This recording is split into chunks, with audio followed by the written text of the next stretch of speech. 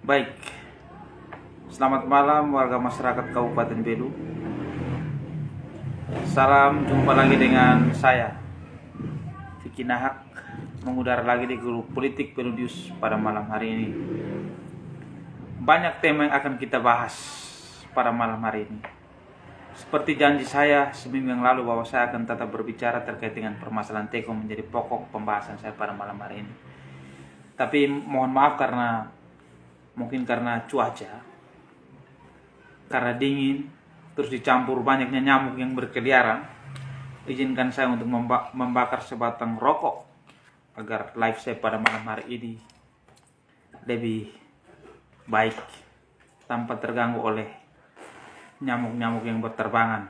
Mudah-mudahan nyamuk itu bukan nyamuk-nyamuk pembisik yang menyesatkan setiap orang.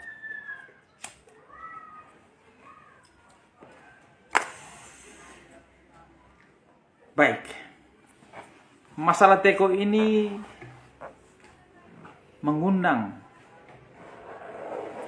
mengajak masyarakat berpikir.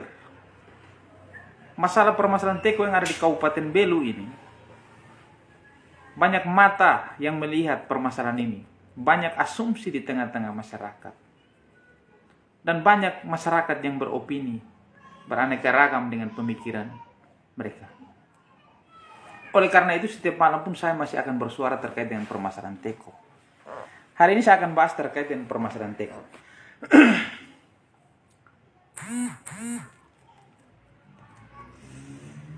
Saya hanya berbicara terkait dengan permasalahan Teko dan saya menyampaikan kepada seluruh lapisan masyarakat Kabupaten Belu. Kenapa saya harus berbicara? Karena saya berpatokan kepada regulasi. Berdasarkan peraturan pemerintah yang kita sebut dengan PP 49 2018 itu jelas. Di pasal 96 123 dan pasal 99 123 itu jelas bahwa pemerintah daerah dilarang untuk merekrut atau mempekerjakan tenaga kontrak yang baru yang bekerja kepada pemerintah daerah tersebut. Itu bunyi. Di pasal 99 ayat 123 yang sudah ada, yang sudah bekerja di atas 5 tahun, punya kesempatan untuk menjadi pegawai P3K dengan perjanjian kerja. Ataupun bisa menjadi CPNS. Itu lebih dimudahkan. Ini perintah. Artinya apa? Bahwa aturan itu dari atas turun ke bawah, dan dari bawah wajib menjalankan aturan yang diputuskan dari atas. Bukan aturan dari bawah terus atas yang menjalankan aturan tersebut. Tidak bisa. Ini negara Republik Indonesia. Maka kita disebut dengan Bhinneka Tunggal Ika. Berbeda-beda kita tetap satu. Bukan berbeda-beda kita menjadikan musuh. Terus musuh itu harus kita bantai dengan cara kita. Itu bukan. Bapak Ibu masyarakat kabupaten yang saya cintai dan saya banggakan. Hidup di perbatasan itu beraneka ragam. Hidup di sebuah kabupaten yang kecil dengan jumlah penduduk yang kurang lebih mungkin 200 ribuan.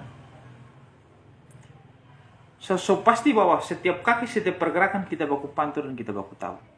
Tapi bagaimana kita menjaga keseimbangan? Bagaimana kita bisa merangkul semua sendi-sendi perbedaan ini menjadi satu? Agar Belu ke depannya menjadi lebih baik. Setiap kali saya sampaikan bahwa pemimpin itu adalah sebuah leader, pemimpin itu adalah sebagai seorang bapak, pemimpin itu menjadi seorang bapak yang baik di tengah-tengah perbedaan yang terjadi kali lalu.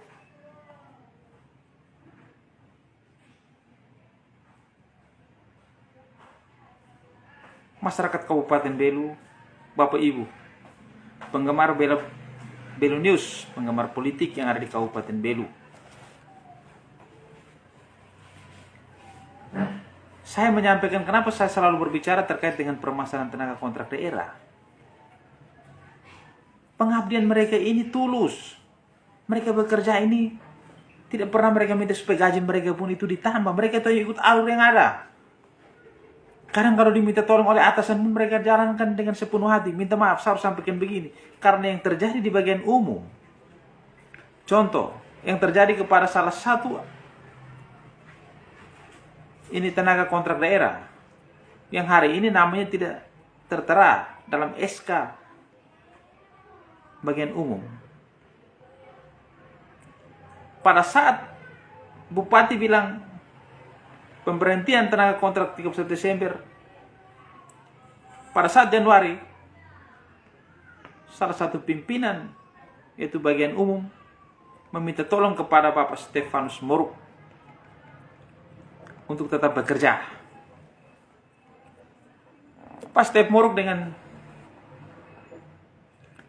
rasa percaya diri dan menunjukkan loyalitas kepada pimpinan, dia bekerja. Bahkan dari rumah dia harus berangkat 4:30 pagi untuk membersihkan, menjadi pegawai cleaning service di lantai 2 kantor bupati. Tangga demi tangga yang dilalui oleh pejabat yang melalui, beliau pel, sapu kasih bersih. Dan dia bekerja itu pada saat jam 4:30 pagi sampai jam 7 pagi. Sebelum semua orang masuk kantor, aktivitas sebagai biasa. Dia tidak menuntut apa-apa. Karena permintaan daripada pimpinan, dia menunjukkan loyalitas dia sebagai bawahan yang baik. Padahal Bapak Ibu Saudara-saudara harus tahu, pada saat bulan Januari sampai bulan Maret pertengahan itu kita melihat bahwa hujan ini tidak kunjung reda. Apalagi kita melihat bahwa pasti ada atap-atap yang bocor. Mungkin angin yang bertiup jika hujan masuk sampai di bagian kantor tersebut. Tapi dengan penuh tanggung jawab, dengan percaya diri dan menunjukkan loyalitas, dia bekerja. Pel. Setiap hari dia harus rutin untuk pel, membersihkan. Sehingga pejabat atau Bapak Ibu yang menikmati, itu bisa menikmati dengan baik. Apa yang terjadi di bulan Mei pada saat memasuki hari Idul Fitri, ketika ada pengumuman dari bagian umum, ternyata nama beliau tidak tertera di dalam SK tersebut. Sakit hati, kecewa yang ada pada diri Bapak Stef Moruk tersebut. Kalau bicara tentang pengabdian, beliau mengabdi dengan tulus. Beliau tidak pernah minta selama 4 bulan ini tolong dibayarkan gaji dia. Karena beliau tahu, karena pimpinan meminta tolong, dia menunjukkan loyalitas. Karena ini menjadi makanan pokok karena sehari-hari dia lakukan hampir kurang lebih 5 tahun. Sebagai cleaning service. Dia tidak pernah, dia hanya berharap mudah-mudahan ada nurani dan pimpinan dia atau pemerintah daerah Kabupaten Belu hari ini bisa mengakomodir dan dia punya nama tertera SK 2022 ini. Tapi apa yang terjadi? Setiap jam 4:30 pagi dia berangkat ke kantor membersihkan kantor tersebut. Kurang lebih 4 bulan hari ini yang dia dapat. Namanya pun tidak tertera dalam SK pengangkatan Teko 2022. Di sini saya bertanya, di mana letak nurani pemerintah hari ini?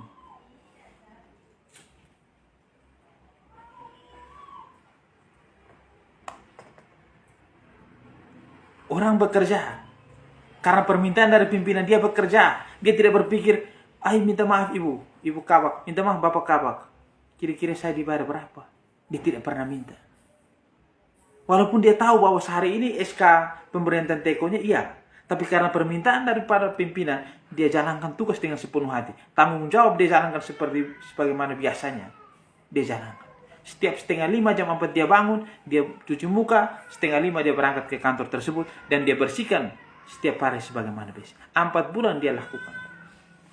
Walaupun hujan, dia tetap lakukan. Supaya apa? Supaya ketika Bapak Ibu saudara-saudarian atau pejabat melintasi jalan itu, tidak ada yang mengeluh kotor dan segala macam. Dia lakukan dengan sepenuh hati.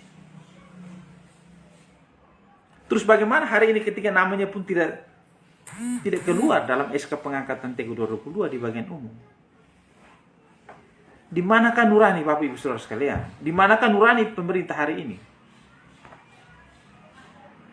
Apakah ini yang disebut dengan perubahan yang kita sampaikan sampai seantero Kabupaten Belu ini, dari pelosok ke pelosok?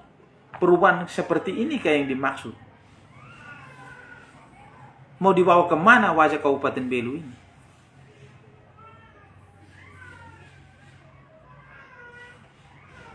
Bapak Ibu Saudara sekalian,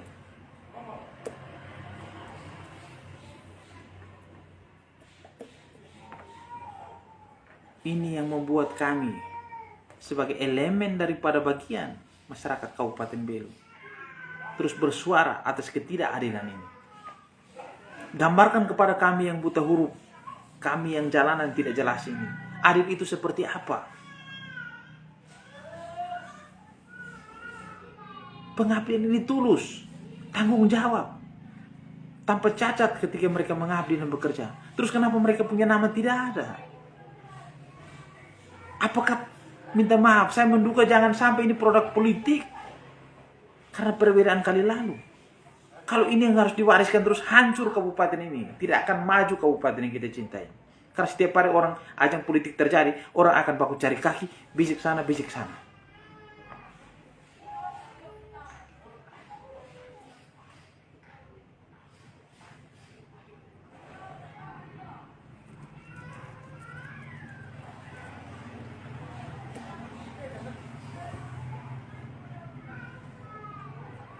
Saya berpikir bahwa pemimpin hari ini adalah pemimpin yang baik. Pemimpin yang datang mau merubah wajah Belu ini menjadi lebih baik. Saya menduga pemimpin ini baik, tapi saya menduga ada oknum yang tidak baik yang membisikkan hal yang tidak baik kepada pemimpin hari ini. Itu dugaan saya sebagai masyarakat. Biar Om Tus.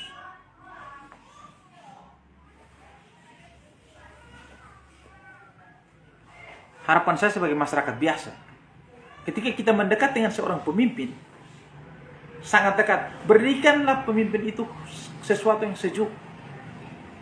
Jangan kita bawa kita pun rasa sakit hati ini terus kita sampaikan kepada pemimpin tersebut untuk menyampaikan ketidakpuasan kita.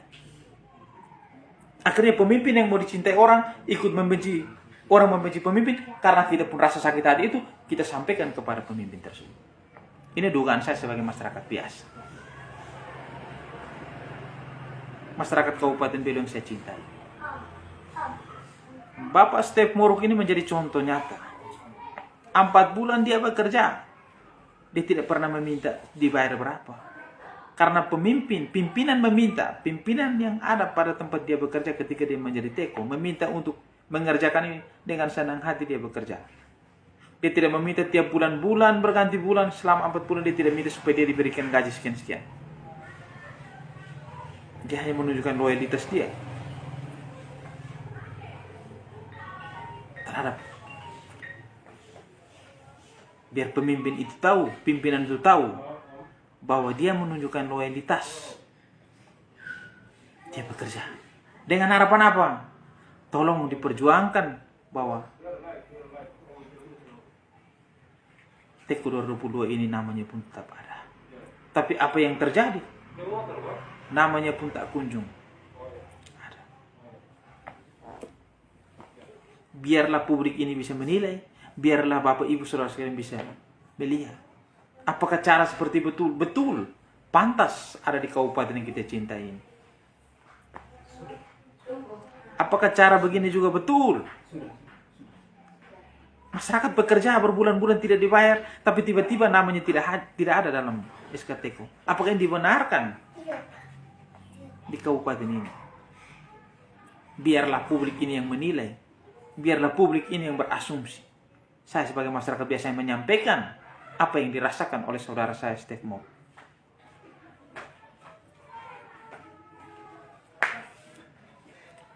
Masyarakat Kabupaten Belu yang saya cintai dan saya banggakan. Tapi kita beli isap rokok ini enak juga. Kita isap rokok begini, kalau dia pun asap itu dia keluar itu nyamuk-nyamuk yang kurang bagus itu dia akan hilang karena dia cium ini bau asap. Seperti nyamuk-nyamuk yang tukang bisik pun dia hilang tetap. Yang biasa dia cium, nah itu kalau kena asap dia hilang. Sudah sepatutnya asap rokok itu sampai pada nyamuk-nyamuk seperti itu.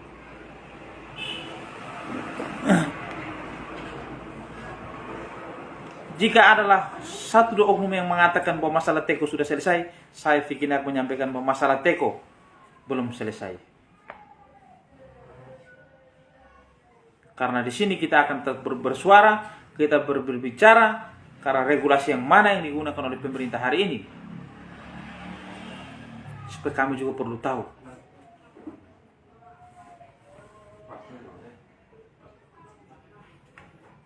Dan kami juga berterima kasih kepada Bapak Ibu anggota DPR, khususnya kepada Bapak DPR yang hebat yang sudah bersuara untuk masalah Teko ini. Sehingga keluarlah yang disampaikan oleh Menteri Kesehatan yang mengatakan bahwa honorer dan tenaga kontrak lain punya peluang besar untuk menjadi pegawai dengan perjanjian kerja maupun CPNS. Jadi apa yang disampaikan oleh Bapak anggota DPR yang hebat itu betul. Sekali lagi saya harus sampaikan Bapak yang hebat di DPR, masyarakat Kabupaten Bedo perlu catat tentu itu ada orang-orang yang selalu bersuara untuk kepentingan masyarakat kecil. Satu yaitu Pak Martin Naibuti dari Partai Gerindra. Dua, ada Pak Dewan Apinsaka dari Demokrat. Yang ketiga ada Dewan Kristorinduka, Dewan Isto dari Partai Demokrat. Ada Pak Sibertemu dari Partai Nasdem. Ada Pak Engel Tarok dari Partai Kebangkitan Bangsa. Terus ada ini Bapak Benehale dari Golkar. Ada Bapak Manekrovinus dari Partai Golkar. Ini harus urut. Ada orang-orang yang selalu bersuara untuk kepentingan masalah Teko dan hasilnya jelas. Terus ada lagi pelan-pelan saya harus sebut mereka satu persatu. Karena mereka bagi saya mereka orang luar biasa. Saya tidak perlu mereka dari partai apa, tapi mereka bersuara dan hasilnya jelas. Dan mereka paham regulasinya seperti begini. Dewan itu seperti begitu, diutus bersuara untuk kepentingan masyarakat kecil. Ada ketidakberesan, mereka bersuara. Itu baru tugas daripada Bapak Ibu anggota Dewan. Ini saya harus sampaikan.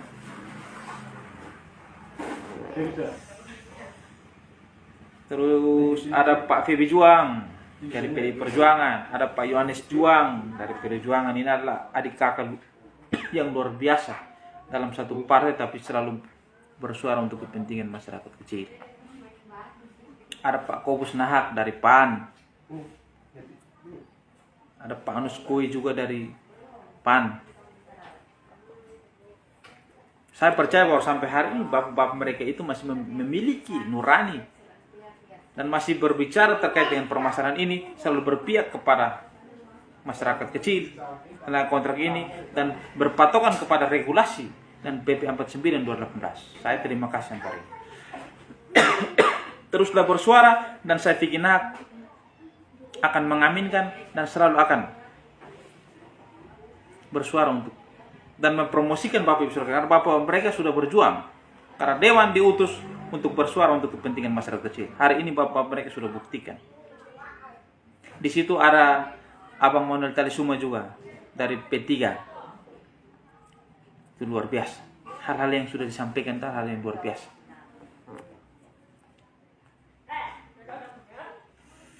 Jika ada bahasa yang mengatakan, oh orang geratak banting kursi, saya pikir ini tidak pernah takut siapapun.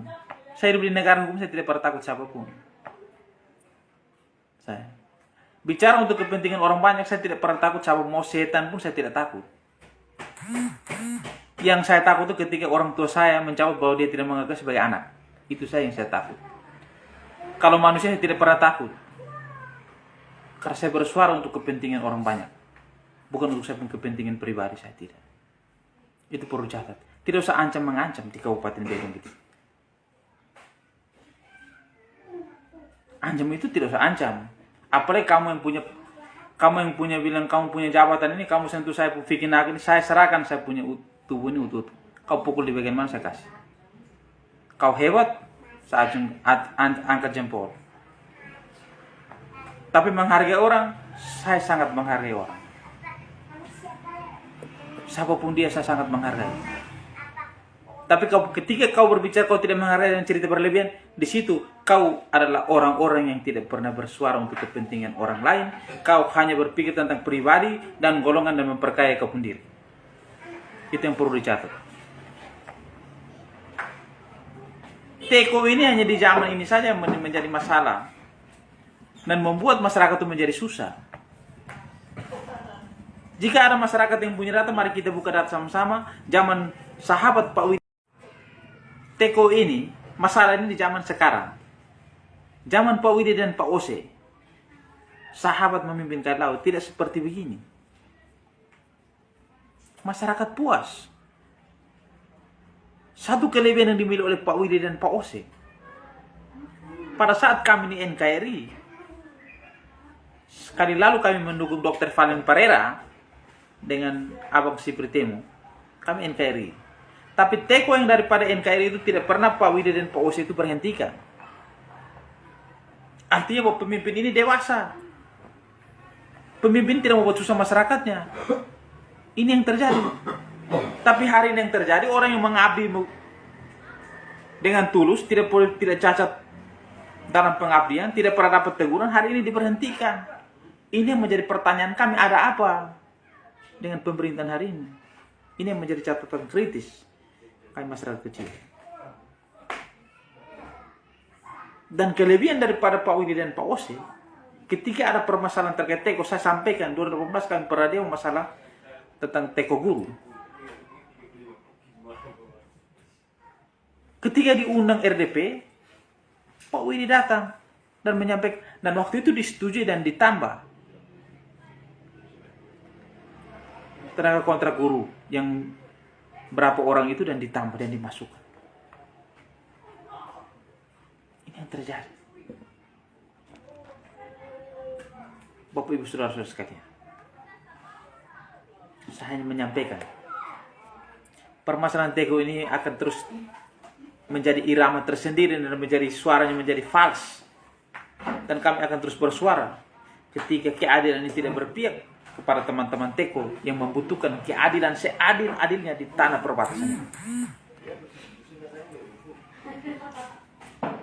Oleh karena itu, Bapak Ibu Saudara sekalian, ini saja yang bisa saya sampaikan.